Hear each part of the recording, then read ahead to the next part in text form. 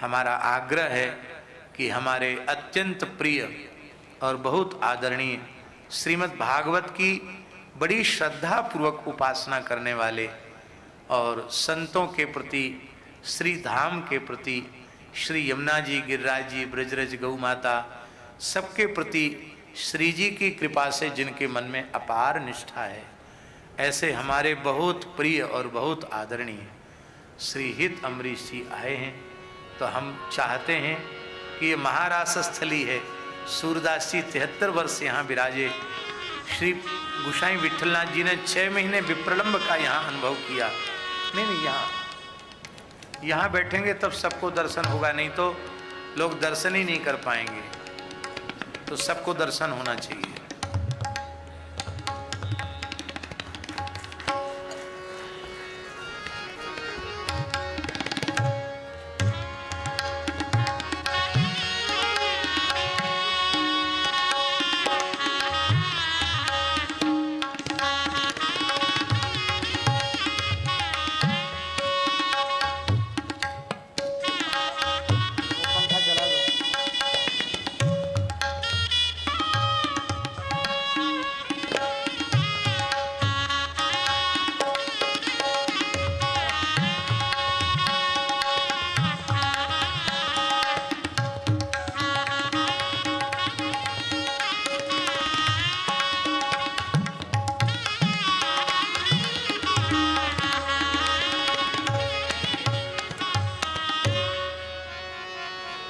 हाँ जी।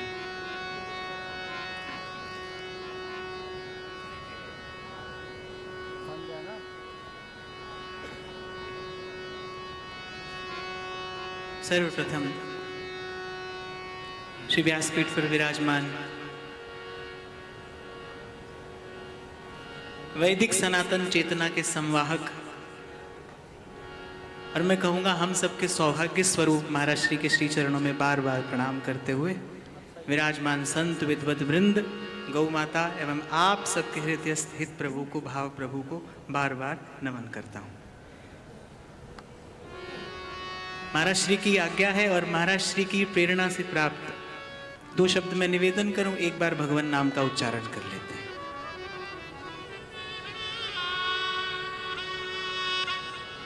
भज राधे राधे गोविंद गोविंद राधे, भज राधे राधे गोविंद गोविंद राधे, भज राधे राधे गोविंद गोविंद राधे, भज राधे राधे गोविंद गोविंद राधे, गोविंद राधे गोपाल राधे,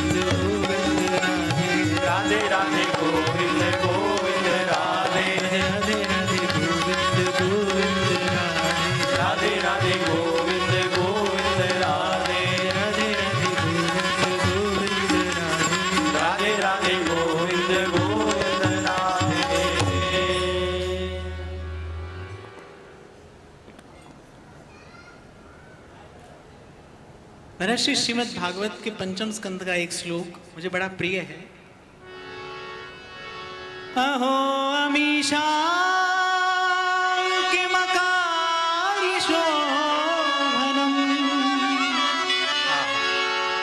प्रसन्न येषां स्विदुत स्वयं हरिः यैर्जन्म लब्धं नृषु भारताचिरे मुकुन्द सेवोपैकं स्पृहाहिनः।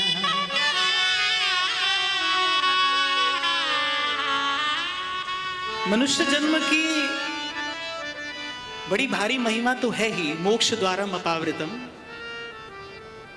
पर उसमें भी मनुष्य जन्म यदि भारत भूमि पर प्राप्त हो तो उसकी विशिष्टतम महिमा है। और वो विशिष्टतम महिमा क्या है कि भारत भूमि पर जिसको मनुष्य का जन्म मिला है, अर्थात भगवान ने स्वयं की प्राप्ति के लिए ही यह अवसर प्रदान किया है। मनुष्य तो भूखंड पर कहीं भी जन्म लेता है, पर भजन की योग्यता, भगवत आराधन की योग्यता, भगवत स्मरण की योग्यता, जैसे किसी भी पौधे को पुष्पित पल्लवित होने के लिए एक विशिष्ट प्रकार के वातावरण की आवश्यकता होती है, ठीक उसी प्रकार ये जो आध्यात्म का बीज है वो इस पवित्र भारत भूमि पर सहज ही विकसित होता है, सहज ही पुष्पित पल्लवित होता है। गंगा यमुना कृष्णा कावेरी के पावन जल से पवित्र सिंचित ये भूमि है। और मुझे ऐसा लगता है अनेक दुख इस भारत भूमि ने देखे हैं, अनेक प्रकार की विपदाएं सही हैं, पर इस भारत भूमि का परम सौभाग्य है, एक भी दिन कभी ऐसा नहीं गया होगा जिस दिन इस भारत भूमि पर किसी भगवत प्राप्त महापुरुष के चरण ना पड़ते हों। एक एक रज कण जो है पावन है, पवित्र है। लेकिन यहां पर विशिष्टता क्या है? अरे मुकुंद सेवोपैकम स्पृहाहिनः, भगवत भजन की योग्यता है। सार की बात क्या है? जहां लगी साधन वेद बखानी, सब कर फल हरि भगति भवानी। अरे जी, श्रीमद् भागवत के आरंभ में एक श्लोक मिलता है, ऐसे लगता है कि थोड़ा ध्यान कम जाता है उस ओर। बड़ा सुंदर श्लोक है।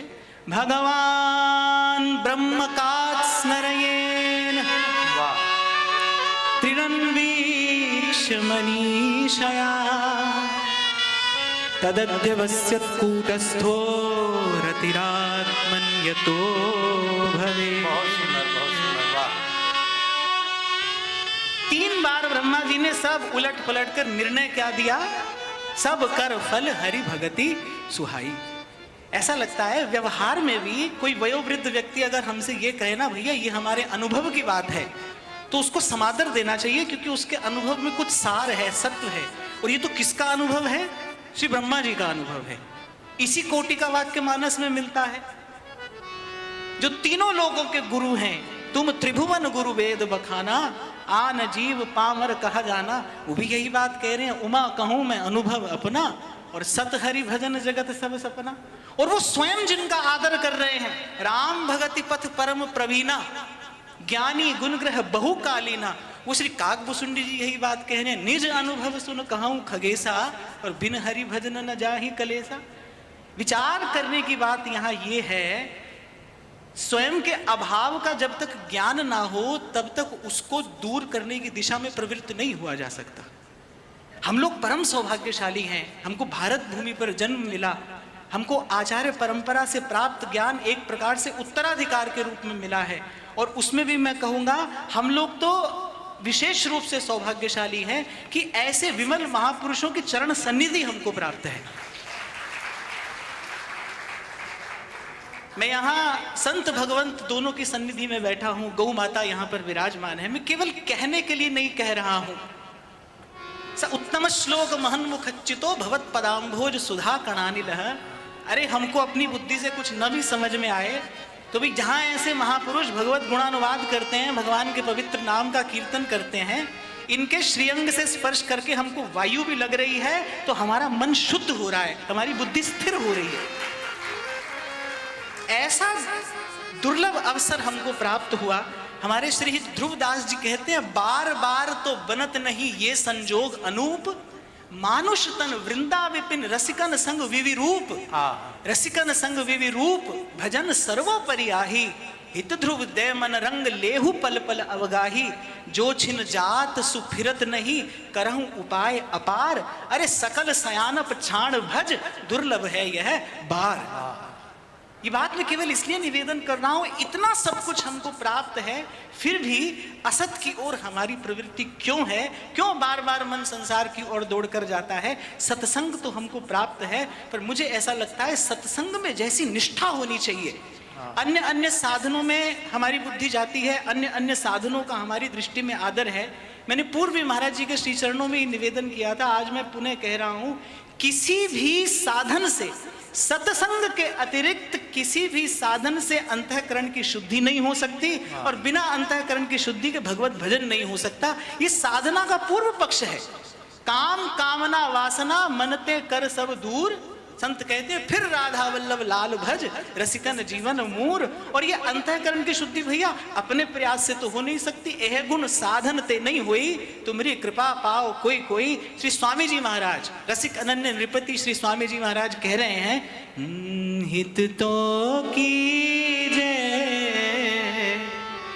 कमल नयन सो, कमल नयन सो, हित तो कीजे कमल नयन सो, कमल नयन सो, जाहित आगे और हित लागे फीको, कमल नयन सो, कमल नयन सो, कहित कीजे साधु संगति सो, साधु संगति सो, जावे कलमश जी को, कमल नयन सो, कमल नयन सो, कमल नयन सो, कमल नयन। अंतःकरण का कलमश तो भैया बिना साधु संगति के नहीं जाता, और वो साधु संगति वो हमको भगवान ने कृपा पूर्वक कितने सहज में प्रदान की है। यही बात अभी महाराज श्री कह रहे थे, उसी से प्रेरणा लेकर मैंने ये दो शब्द कहे कि बिना देर किए अविलंब तीव्रेण भक्ति योगेन यजेत पुरुषम परम। हमारे श्री महाप्रभु कहते हैं, यही डर ही डरप हरिवंश हित, जिन अब भ्रम ही गुण सलिल पर, और जिहि नामनि मंगल लोक तिहु, सु हरि पद भज न विलंब कर, हरि पद भज न विलंब कर। भगवान प्रसन्न होकर देते क्या है, मच्चित्ता मद्गत प्राणा बोधयन्तः परस्परम, कथयन्त्यश्च माम नित्यं तुष्यन्ति च रमन्ति च, तेषां सतत युक्तानां भजतां प्रीतिपूर्वकं ददामि बुद्धि योगं तं येन माम उपयान्ति ते। विवेक ही तो देते हैं भगवान, और विवेक से यदि निर्णय करें, विवेक से यदि निर्णय करें तो भाई मन बिखरा है, इसको तत्काल अविलंब समेट लेने के प्रयास में लग जाना, यही बुद्धिमानी है, यही वीरता है। सोही कवि कोविद सोई रणधीरा, और जो छल छाड़ भजय रघुबीरा। और जो भगवत भजन की युक्ति श्रीमद् भागवत ने स्वयं कही है, दया सर्वभूतेषु संतुष्ट्या येन केनवा सर्वेन्द्रियोपशांत्या च तुष्यत्याशु जनार्दन। ये भगवत भजन की जो युक्ति श्रीमद् भागवत ने दी है, मुझे लगता है भाई ये भी बिना सत्संग के सेवन के। महाराज जी बहुत बार ऐसा होता है, बात हम लोग सुनते भी हैं और समझते भी हैं। कभी कभी ऐसा होता है, बात हम सुन भी लेते हैं और कहीं ना कहीं बात समझ भी लेते हैं, लेकिन वो सुनी समझी हुई बात भी हमारे आचरण में नहीं आ पाती, क्योंकि आचरण में लाने के लिए जिस प्रकार के बल की आवश्यकता है वो अपने साधन से नहीं होता। मेरी निष्ठा तो यही है, वो केवल केवल और केवल ऐसे विमल महापुरुषों की कृपा से ही होता है, अनुग्रह से ही होता है।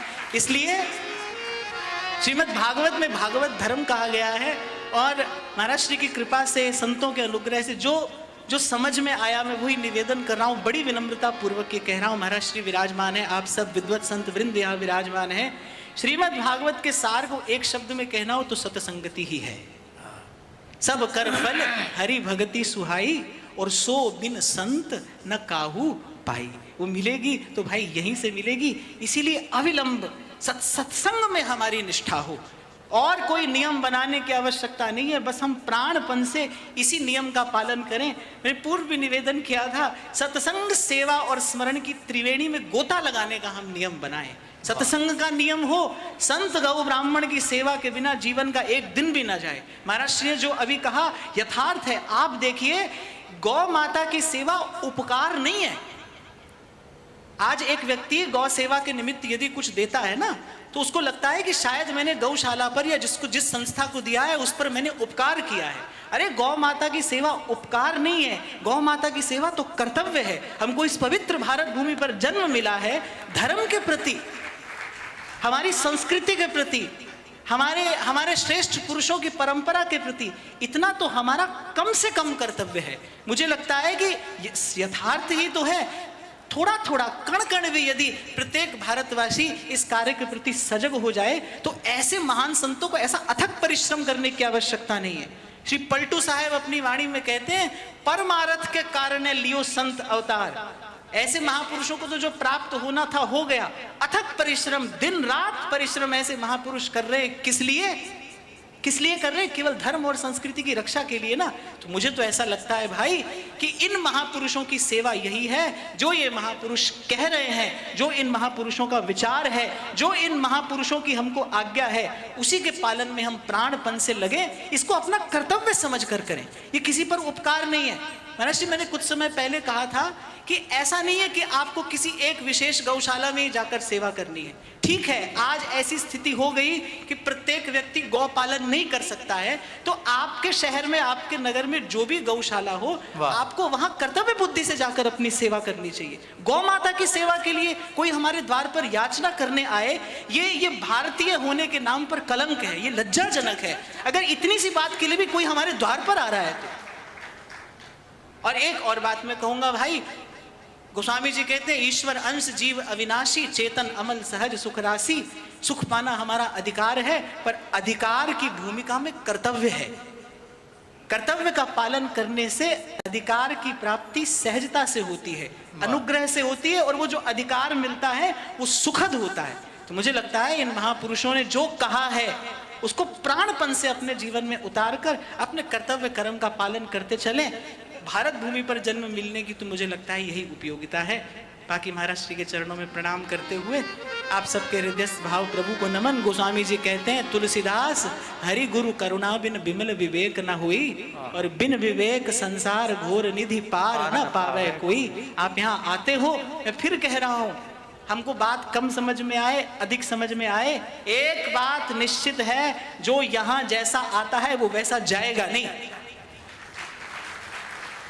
गंगा जल में जब कोई गोता लगाता है तो गंगा जल की शीतलता का अनुभव तो सबको होता है, पवित्रता का अनुभव सबको नहीं होता है, लेकिन गंगा जी की जो शक्ति है उसको हमारे ज्ञान की कोई आवश्यकता नहीं है, वो तो अपना प्रसाद प्रदान करती ही है। हम यहाँ आए हैं, जैसे आए हैं वैसे जाएंगे नहीं, ये बात बिल्कुल निश्चित है। आप लोग ऐसा सुंदर कृपा का उत्सव नित्य मना रहे हैं, आप सबको बहुत बहुत बधाई देते हुए महाराज श्री को बहुत बहुत प्रणाम।